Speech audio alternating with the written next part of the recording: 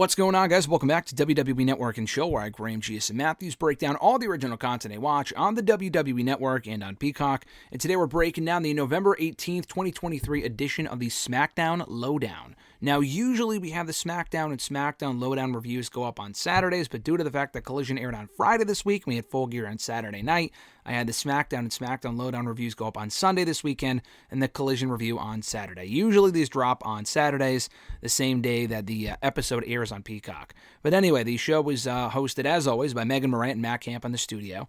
They opened up the episode recapping the women's segment from SmackDown, with Becky Lynch being revealed as the final member of the women's babyface team in the War Games matchup, joining up with Charlotte Flair, Shotzi, Bianca Belair against Damage Control, and setting that match in stone for the pay-per-view for Survivor Series.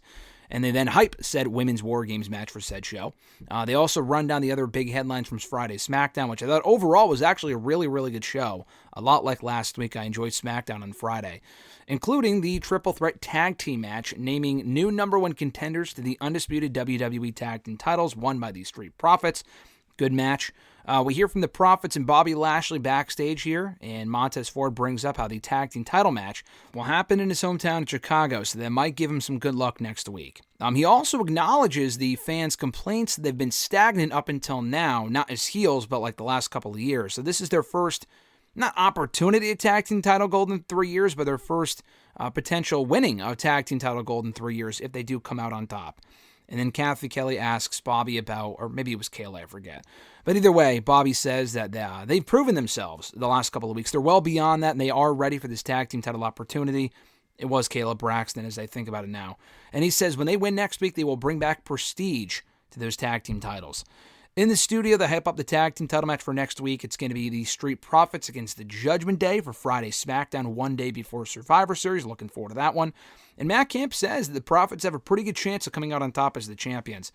They replay Dragon Lee versus Axiom. Really good match from SmackDown. They also replay the LWO segment with Santos Escobar explaining his actions, being confronted by the rest of LWO and Carlito running him off. We hear from Carlito backstage with Kathy Kelly, and I believe this does mark his SmackDown LowDown debut, if I'm not mistaken.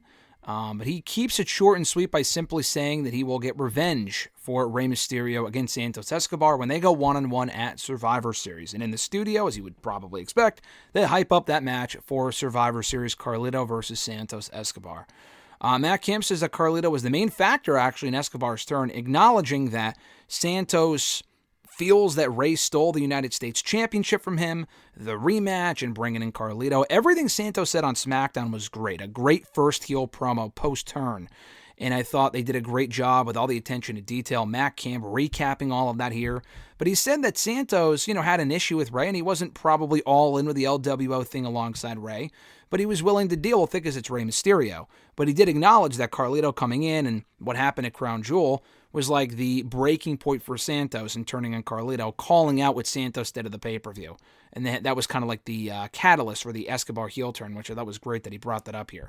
They recap the Grayson Waller win over Cameron Grimes from SmackDown. They hype up the Grayson Waller effect for SmackDown next week, featuring special guest Kevin Owens returning from his storyline suspension. They also recap LA Knight's win over Jimmy Uso.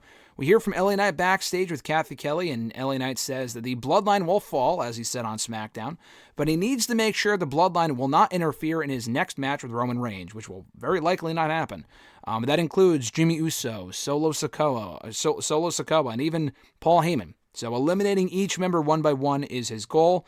And he also mentions that he and Cody Rhodes have a common enemy in the bloodline, and he won't turn down that help. And that was about it. They recap what LA Knight said here in the studio, and then they also hype up Survivor Series for next weekend. So pretty standard edition of the SmackDown LowDown here, but we got to hear from LA Knight. We heard from Carlito and the Profits and Bobby.